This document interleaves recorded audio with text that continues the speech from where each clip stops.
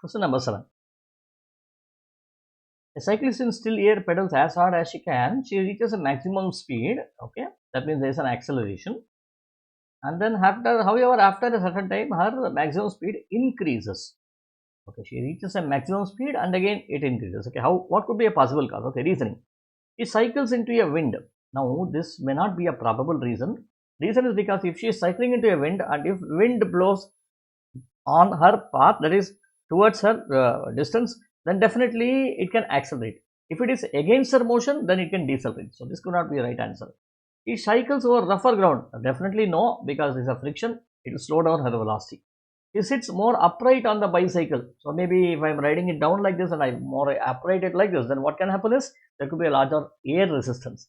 So this is also definitely not the right answer. This should be the right answer. He starts to travel downhill. Exactly same. Okay, when you travel downhill, definitely your speed will increase. So D is the right answer.